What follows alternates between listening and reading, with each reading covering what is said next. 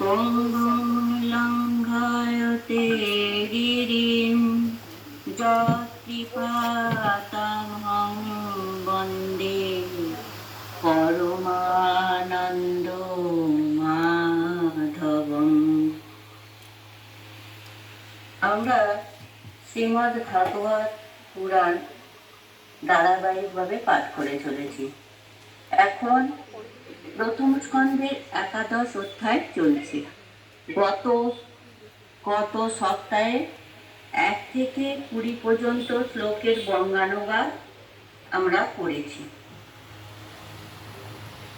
ওই শ্লোকে শ্রীকৃষ্ণের দ্বারকায় প্রত্যাবর্তনের পর সেখানকার অধিবাসীদের আনন্দ উৎসব এবং ভগবানের প্রতি তাঁদের ভক্তিপূর্ণ অভ্যর্থনার বর্ণনা দেওয়া হয়েছে। দ্বারকায় পৌঁছে শ্রীকৃষ্ণ তার পাঞ্চজন্য শঙ্খ বাজিয়ে নিজের আগমন ঘোষণা করেন। শঙ্খধ্বনি শুনে দ্বারকার নাগরিকরা বাইরে বেরিয়ে আসেন এবং তারা যেন তাদের পরম পিতাকে ফিরে পেয়েছেন। দ্বারকাবাসীদের শ্রীকৃষ্ণকে নিখিল ব্রহ্মাণ্ডের অধিপতি এবং পরমেশ্বর রূপে বন্দনা করেন।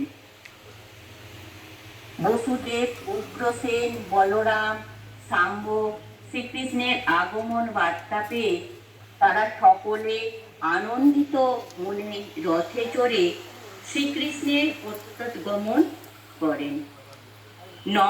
নর্তক, গায়ক, সুতগণ শ্রীকৃষ্ণের লীলা সকল কীর্তন করতে করতে তার সাথে চলতে লাগলেন।